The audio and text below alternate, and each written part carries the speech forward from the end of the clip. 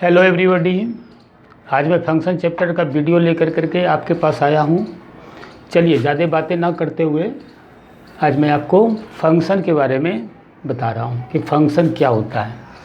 चलिए स्टार्ट करते हैं। देखिए फंक्शन समझने के लिए या फंक्शन समझने से पहले हम आपको रिलेशन का एक छोटा सा बात हम आपको बताते हैं।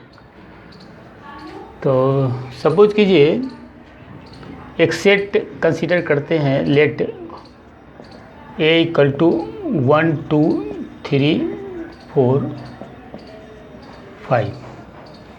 ठीक है, एक रिलेशन डिफाइन करिए। रिलेशन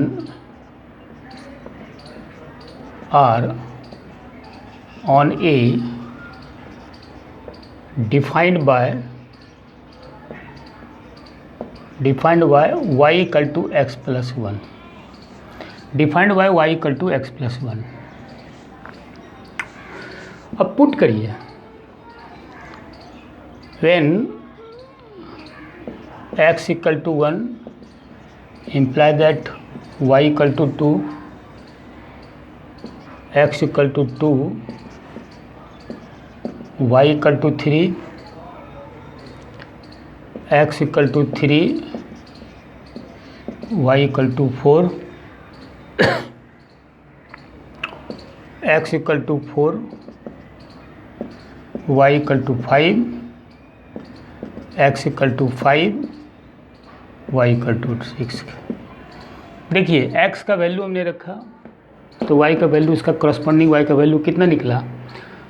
1 + 1 2, 2 रखेंगे तो 2 + 1 3, 3 रखेंगे तो 3 + 1 4, 4 रखेंगे तो 4 + 1 5, 5 रखेंगे तो 5 + 1 6। ठीक है, अब यहाँ से देखिए कि जैसे हम एक सेट कंसीडर किए ए, दूसरा सेट भी ए लिए। अब सेट ए में एलिमेंट हमने लिखा 1 2 3 4 5। इधर भी सेट ए है आपका 1 2 3 4 5, तो 1 2 3 4 5। यहाँ से देखिए सेट ए में जो एलिमेंट है 1 2 3 4 5, तो सेट ए के क्रॉस 1 का जो क्रॉसपॉन्डिंग एलिमेंट फाइंड आउट किया हमने 2, 1 का 2, 2 का 3, 3 का 4, 4 का 5। रिलेशन जो होता है order pair of an element का होता है। तो देखिए आर जो रिलेशन बना यहाँ पर 1 का करस्पॉन्डिंग एलिमेंट 2, 2 का 3, 3 का 4, 4 का 5। अब इस सेट ए में देखिए, सेट ए में एक एलिमेंट मेरा 5 है, उसका कोई भी करस्पॉन्डिंग एलिमेंट सेट इधर वाले सेट ए में हम कोई भी करस्पॉन्डिंग एलिमेंट फाइंड आउट नहीं कर रहा है। तो ये एलिमेंट को यहाँ पर से ना रख कर करके जो करस्पॉन्डिंग एलिमेंट हमारा फाइंड आउट होता है उसी को हम रिलेशन के तहत में रखते हैं। तो यहाँ से देखिए कि आर हमारा सेट ए टू ए है। तो इधर देखिए सेट ए रहे चाहे बी रहे, कुछ भी रहे यहाँ पर से, तो इधर वाला जो सेट हम कंसीडर करते हैं इस तरह वाला सेट को, उसको हम लोग बोलते हैं codomain of R. Codomain of R. ठीक है, अब देखिए रिलेशन में क्या है भाई, order pair of an element है। तो रिलेशन का यहाँ से डिफिनेशन क्या हो जाएगा, R equal to X Y such that X जो एलिमेंट है वो सेट ए का है, वाई एलिमेंट है वो भी मेरा सेट ए का है। इधर का सेट एलिमेंट एक्स का लग गया, इधर का एलिमेंट मेरा वाई का लग जाएगा। तो रिलेशन हमारा ये तैयार हो गया। रिलेशन में हमने क्या बोला कि ऑर्डर पेयर का एलिमेंट आपको लेना है, ए और बी मेरा ए और बी हो चाहे ए टू ए है, तो ए मेरा एक नॉन एम्प्टी सेट हमने कंसीडर किया है। तो देखिए ये रिलेशन में जो ऑर्डर पेयर का एलिमेंट आया उसका जो फर्स्ट कंपोनेंट हम ले लेते हैं, तो ये क्या बन जाएगा, डोमेन ऑफ आर। तो first component of the order pair of a relation is called the domain of R. तो ये हमने फर्स्ट कंपोनेंट इसका कितना आ गया, एक्स आ जाएगा। ये एक्स आई का होगा, ये एक्स बाई रिलेशन आर में हो, एक्स बाई टू आर में हो। ये यहाँ पर से X Y where X Y element कहाँ पर हो गया, सेट ए का होगा। और collection of the first component of the order pair of a relation is called the domain of R. Similarly आप कहिएगा कि range of R collection of the second component of the order pair of a relation. तो second component देखिए क्या है, x और Y मेरा यहाँ से फर्स्ट कंपोनेंट है और वाई मेरा क्या है, सेकेंड कंपोनेंट है। तो इसका कलेक्शन आप ले लीजिए, तो codomain of range of R क्या हो जाएगा, collection of the second component of the order pair of a relation. तो ये X Y belongs to R, X Y belongs to R को आप X is related to Y भी आप लिख सकते हैं, where X Y belongs to set. ठीक है, इतना काम। अब जैसे देखिए यहाँ पर मैंने एक एग्जांपल जो दिया, एक सेट एक कंसीडर किया मैंने, ए टू ए डिफाइन किए। तो इसका देखिए रिलेशन जो निकला, इसका फर्स्ट कंपोनेंट कितना आ गया, 1 2 3 4। तो क्या लिखिएगा, डोमेन ऑफ आर 1 2 3 4। ठीक है, range of R second component का कलेक्शन, तो 2 3 4 5। Collection of the second component is called the range of a relation. Collection of the first component of the order pair of a relation is called the domain of R. Collection of the second component of the order pair of a relation is called the range of R. तो domain of R इसमें देखिए first component 1 2 3 4 1 2 3 4 domain of R. Range of R है तो क्या हो जाएगा 2 3 4 5। एक collection हमने ले लिया तो रेंज ऑफ आर बना दिया। ठीक है, इतना काम। ठीक है, तो रिलेशन में हमने इतनी सारी बातें आपको मैंने बताया। अब यहाँ पर से क्या करेंगे हम लोग, समझेंगे फंक्शन। फंक्शन क्या चीज़ होता है, एक एग्जांपल मैंने दिया। यहाँ पर से मैंने बोला आपको कि 5 एक एलिमेंट ऐसा है जिसका करस्पॉन्डिंग एलिमेंट हम यहाँ पर से फाइंड आउट करते हैं, तो भी मेरा एक रिलेशन है। ठीक है, तो इसमें देखिए फंक्शन में थोड़ा सा कंसेप्ट है। फंक्शन भी क्या है, एक special kind of a relation का ही है। कुछ कंडीशन हम लोग इस पर जोड़ेंगे तो वो रिलेशन मेरा फंक्शन बन जाता है। ठीक है, तो चलिए यहाँ से हम शुरू करते हैं। फिर देखिए ये तो हो गया, लिख लिया आपने। Domain of R, range of R, relation define मैंने किया सेट ए पर y equal to X plus 1, X equal to 1, y equal to 2, X equal to 2, y equal to 3, X equal to 3, 3 plus 1 4, x equal to 4, therefore y equal to 5, x equal to 5, y equal to 6। तो इसका corresponding element नहीं है, तो ये काम आपका यहाँ पर से नहीं आएगा। यहाँ पर से देख लीजिए।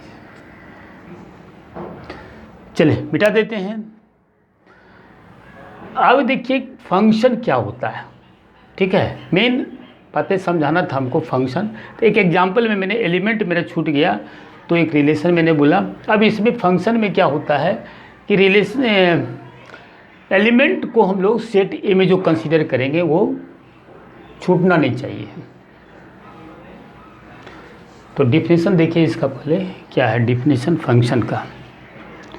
तो फंक्शन क्या होगा, फंक्शन में मानिए कि इसका डिफिनेशन है let A and P be any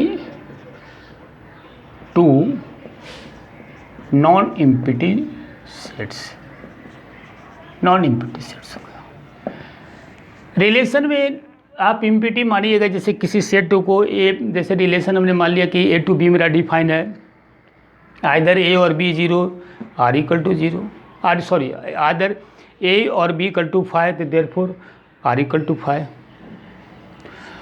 अब यहाँ से कंसीडर किया मैंने कि A and B be any two non empty sets if F is a rule by which to every element of A we get a unique element y belongs to B under a rule F, then F is called a function from A to B। देखिए ए and B मैंने क्या consider किया, non empty sets. F एक rule है, तो rule में क्या बताता है कि every element of A B get a unique element Y belongs to B under a rule F, under a rule F, then F is called a function from A to B. इसको हम denote करते हैं कैसे, देखिए it is denoted by F such that A to B, read as F such that A to F such that A to B। कुछ book में आपके पास इस तरह से भी लिखा हुआ रहता है कि A to B इसके माथा पावर F देता है। इसको पढ़ते क्या है भाई, read as A to B under F, A to B under F. देखिए इतना बड़ा लैंग्वेज भी अगर आप नहीं लिखना चाहते हैं तो यहाँ से भी देखिए क्या हम कहते हैं कि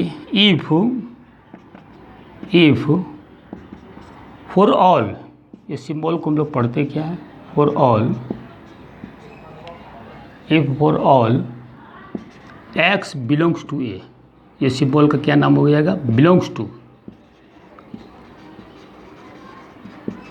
टू इम्प्लाई दैट, ये हो गया आपका इम्प्लाई दैट,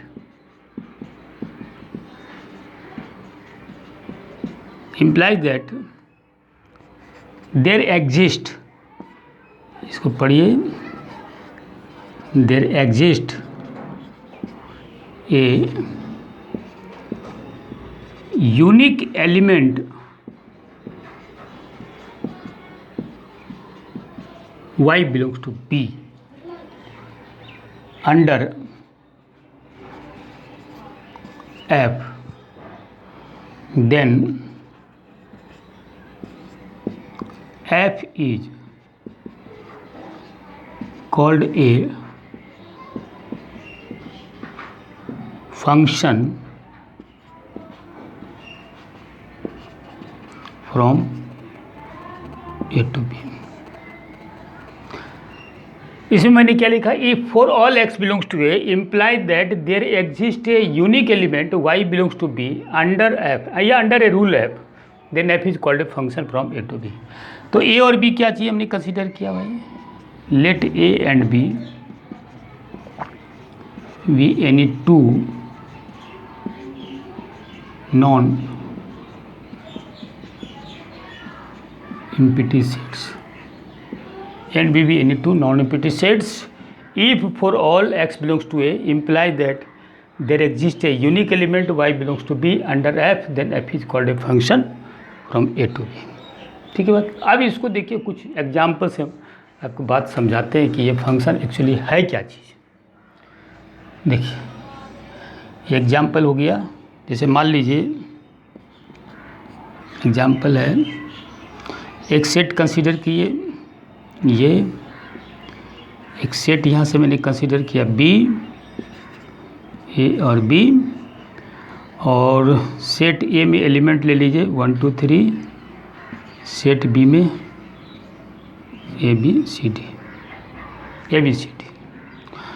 1 का क्रॉसपोंडिंग एलिमेंट मैंने मान लिया कि B है, 2 का A है, 3 का C है। 1 का क्रॉसपोंडिंग एलिमेंट B मान लिया, 2 का A, 3 का C। That means for every, इसमें F लिख डालिए, F लिखिए, F लिखिए। यहाँ से देखिए, सेट A का प्रत्येक एलिमेंट का एक क्रॉसपोंडिंग एलिमेंट हम सेट B में फाइंड आउट कर रहे हैं। डेफिनेशन देखिए, A और B भी नॉन एम्प्टी सेट्स, A और B मेरा नॉन एम्प्टी सेट है। सेट A में भी कंसीडर किया मैंने एलिमेंट 1 2 3, और इधर से भी B भी नॉन एम्प्टी सेट है, तो सेट B में कंसीडर किया हमने एलिमेंट ABCD। कॉन्सेप्ट देखिए क्या कहता है भाई, we get a if for all. यहाँ से देखिए मैंने लिखा है इफ फॉर ऑल मीन्स सब एलिमेंट आ गया, x belongs to A, imply that there exist a unique element. ये यूनिकनेस का काम है, 1 का B, 2 का A, 3 का C, ये यूनिक का भी कंसेप्ट दे दिया। तो ये जो एग्जाम्पल हो गया आपका, ये फंक्शन कल आ जाएगा। ठीक है, ये एग्जाम्पल यहाँ पर से जो f यहाँ पर से डिफाइन किए हैं, f is therefore f is a function, या ऐसे करके लिखिए f such that a to b, ये यहाँ से लिखिए f such that a to b is a function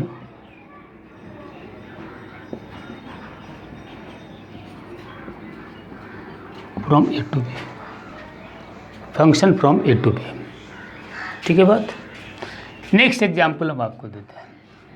जैसे एग्जाम्पल 2 मानिए, सेट ए एलिमेंट, यहाँ set B, set A, set B, और जैसे मैंने ये 1 2 3 4 एलिमेंट ले लिया मैंने, A B C D।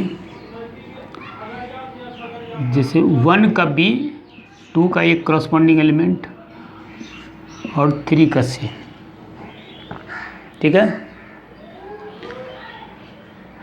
अच्छा, एक बात और भी यहाँ से सीखिए, जैसे 1 का B मैंने बना दिया, तो इसको हम लिख सकते हैं B के लिए F1, इसको B का F1 लिखेंगे, और 2 के लिए आपका एलिमेंट A हो गया, 2 है तो इसको F2 लिख दिया, 3 है तो C है, इसको हम F3 भी लिख सकते हैं। जैसे यहाँ से देखिए कि F2 या F1 इक्वल टू B है, B है, तो B को हम लोग क्या बोलते हैं, B इज इमेज ऑफ 1 को कहेंगे pre image of B, image of B, और F2 इक्वल टू A, तो A इज इमेज ऑफ 2 हो गया आपका, 2 हो गया आपका प्री इमेज